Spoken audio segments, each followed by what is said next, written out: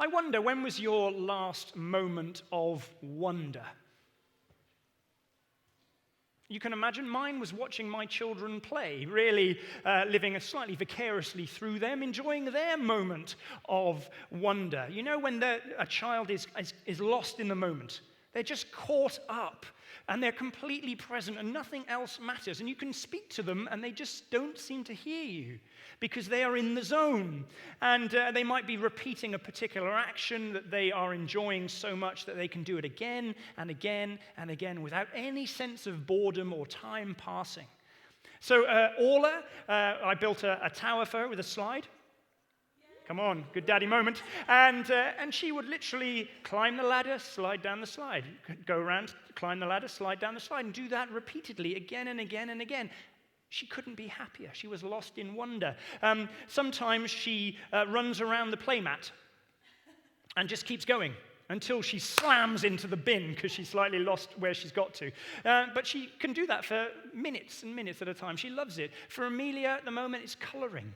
She will be there for hours, carefully coloring in drawings. Children do wonder so often so much better than we do as adults, don't they? So I enjoy watching them and thinking, actually, for me, where do I experience that sort of wonder? And the truth is, wonder is a response to glory. Yeah, have you ever had that moment where you have actually been in awe of the ocean as it's been raging in front of you in great power? Or perhaps for you it's been a reverent wonder as you looked up at a clear night sky and you've seen billions of stars in front of you. Or maybe for you it's just amazement as you've encountered a work of art and you think, how can a human being do something that good? You're just astonished by that level of creativity and delighted by its beauty. Or you're just fascinated that you've just come across something and you cannot believe it actually exists, and you just stare at it in blank disbelief. So wonder is a response to glory, and glory is something in all its fullness, something that is complete in itself, like a rose in full bloom, or a sculpture that the sculptor has just finished carving, or a new invention that finally works, and you sit back and you enjoy its beauty, its elegance, its perfection. I remember being at the 606 Jazz Club and just being astounded by the music that was being played by the instrumentalists. And they were at one with their instrument. And I had never really seen it up close and personal like that. It was a magical thing. And we are made for wonder. That's why we long for those moments, don't we? That's why we search them out. We travel. We want lives full of experiences, full of wonder. But we know that they're rare. We catch glimpses of glory, but we are conscious that we've lost something that we had as children. We've lost something of our capacity for wonder. So how can we recover it? Well, I think this passage helps us. And we're going to look at three things. We're going to look at the person of the presence, protection from the presence, and finally, participation in the presence. So let's begin with that first idea, the person of the presence. When you first read this, it's astounding, isn't it? You think, goodness me, who has an experience like that one? Surely that is a unique moment. For these disciples, for Jesus, they're up there all alone on a mountain, and Jesus starts to glow. And then Moses and Elijah are there with him. Moses, the lawgiver, one of the superheroes of the faith. And Elijah, another superhero of the faith, the prophets. The whole witness of Scripture is there with Jesus on the mountain, and he's glowing. And then a cloud appears. This is the tangible presence of God. And then, out of that, God speaks. How would you be feeling in that moment? The disciples are absolutely terrified. But they're terrified, not because it's a unique moment that is unbelievable, that they will never, ever experience again, but actually because they know that it's happened before. And Mark, like the gospel writers and many of the writers in the New Testament, does this. He makes allusions back into the Old Testament. He describes events in such a way that they're designed to trigger our memory and make us think, oh, hang on, I remember this. This is familiar. And for these disciples, it would have taken them back to the book of Exodus, the second book of the Old Testament, the story of the rescue of the people of God from slavery in Egypt to freedom in the Promised Land. And during that journey through the wilderness, they come to a mountain. Familiar? And on that mountain, God descends as a cloud. And God speaks through the cloud, and everyone is terrified. And then what does Moses do? Moses steps into the cloud, and he prays, Lord, show me your glory. And God effectively says, no, I can't. You can glimpse my back. I'll put you in the cleft of the rock. But if you see me, you will die, because no one can see God and live. And even at that sort of distance, as he comes off the mountain, his face is shining, so he has to veil it because the people of God can't stand the brightness of it. And now this event seems to be happening all over again. It's another mountain. There's more glory, this dazzling brightness of Jesus. There's another voice from the cloud. Even Moses is back. But there's a difference. Do you notice it? Moses reflected God's glory, like the moon reflects the light of the sun. It wasn't his own. It faded over time and left him. It's not like that for Jesus. Jesus produces God's glory. He doesn't point to the glory of God. It comes from within. He is the source. So Paul, in his letter to the Colossians, a little bit further on in the New Testament, says, God was pleased to have all his fullness, his glory, dwell in him. The writer to the Hebrew Christians, a group of Jewish Christians in the early church, says, the Son, Jesus, is the radiance of God's glory, the exact representation of his being. You see, Jesus is the person of the presence. He is the glory of God in human form. He is the source of our wonder. Jesus is the person of the presence. Second thing, though, is protection from the presence. The disciples are absolutely terrified. It's because they knew the story. They understood what this meant, and they knew that story ended badly for the people of Israel. This is God's Shekinah glory. That's the Hebrew word. It's God's raw, unadulterated presence. And it was fatal for human beings because it was just too much. It was overwhelming. It was too intense, too pure, too glorious. So for these disciples, this was it. They were going to die. And so Peter's survival instincts kicks in, and he quickly suggests building 3 shelters. What's he doing? What's he doing? Well, he's building 3 tabernacles. These tabernacles were mobile pop-up temples. It's what the Israelites built after the glory of God appeared. Why did they do it? Well, because a tabernacle offers protection from the presence of God. Have you ever had asbestos removed in your offices or your house? Hands up, anybody who's gone through that experience? Well, 1 or 2. Well, let me tell you about it. It's messy. Because it's so dangerous, this stuff, and as soon as you kind of saw it, the dust goes everywhere. It can get into your lungs, and it can be really serious. You have to go through some serious procedures in order to remove it. So they will seal off the space.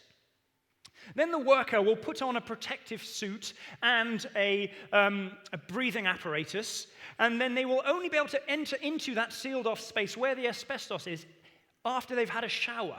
Then they'll do the work in their suit, and they'll come back out again, still covered in the stuff, so they'll go through the shower, and only then are they free. So we've got a picture of somebody doing it, I think, if the next slide can pop up. There they are. They look like that when they're cleaning asbestos or getting rid of asbestos. And the tabernacle or the temple worked in a similar way. The rituals, the sacrifice, the priests, it was like putting on a radiation suit. It increased your chance of survival. It somehow filtered the raw presence of the divine. And so Peter thought, hey, quick, pop-up temple, that will protect me. But he doesn't get the chance. The cloud comes and it envelops them. God speaks. He's right there. They're in the raw presence of God. But they don't die. Suddenly it's all over. They've all gone and they're there with Jesus. They're still alive. They're not dead. And what they realize is that this human being that they are with is not destroyed by the presence. He is completed in it. They see the full expression of his humanity. You see, the transfiguration anticipates the resurrection. It's a glimpse of the truth of the resurrection. It's like a movie trailer that captures the best bits in a few moments. And that's why Jesus says to them on the way down, look, wait for the resurrection. Don't tell everybody yet. Because it will only make sense after the resurrection. Because what we see in Jesus here is not just the glory of God being revealed, but the glory of humanity. Humanity in all its fullness. This is a resurrection body, what we all will be. It's a human body shot through with the presence of God, transparent to the presence of God, saturated or soaked through with the presence of God. This is new creation. It's what we celebrated at Easter just a few weeks ago. Rowan Williams, the former Archbishop of Canterbury, in his book Tokens of Trust, says this: when we celebrate Easter, we are really standing in the middle of the second Big Bang, a tumultuous surge of divine energy as fiery and intense as the very beginning of the universe. And Jesus doesn't just survive, he comes alive. You see, Jesus is their tabernacle. He does what Moses and Elijah couldn't do. He is the place where heaven and earth meet. Jesus mediates the presence of God to us. He's the thin place, the membrane between these two realities, the divine and the human. It is Jesus who makes the divine presence of God visible. It is Jesus who makes the presence of God possible. Because of Jesus, you don't need protection from the presence. Instead, you can participate in the presence. And so these disciples are left full of wonder. Imagine the adrenaline. The aftermath of that event must have been intense, mustn't it? Yeah, this is what they were made for. This is what we are made for. This is how it is meant to be. This is worship, where theology becomes experience. So in chapter 8, Peter can say, you are the Messiah. In chapter 9, he experiences that reality. And it's profoundly satisfying for him. It's a taste of what they had always longed for. And they want more. It's understandable, isn't it? And Jesus shows them how, but what he says to them is shocking and unexpected. He first tells them not to tell anybody, but then he immediately starts to tell them about his suffering and death. So we've looked at the person of the presence, protection from the presence, and thirdly, participation in the presence. How can we make this experience our own? Well, it's got something to do with the death of Jesus. Because the transfiguration doesn't just point to the resurrection, it points to the cross. And it tells us how to get there, how to participate in the presence. You see, the transfiguration is a preview of the cross. Jesus doesn't let them enjoy the moment. He turns their attention to his suffering and death. Why does he do that? 2 reasons. The first reason is that the transfiguration prepares Jesus for the cross. You know, we've already spoken about the 2 halves of Mark. Well, think about when God speaks in Mark. God speaks in chapter 1, doesn't he, at the baptism of Jesus, when he says, "You are my son whom I love, with you I am well pleased." That's at the beginning of Jesus' ministry, isn't it? It's setting him up for teaching, for his miracles. He knows that the teachers of the law will disagree with him, so he's encouraged by his Father to keep going. But then we have Mark 9, verse 7, Jesus' transfiguration, and God speaks again, "This is my Son whom I love, listen to him." And it's this encouragement again, this time for the greatest challenge of his life. This is fortification for the cross, the greatest test of Jesus, the most terrible trial. And from this moment on, his focus is clear, and he relentlessly pursues the cross with complete dedication and determination. But secondly, the cross is what makes the transfiguration possible.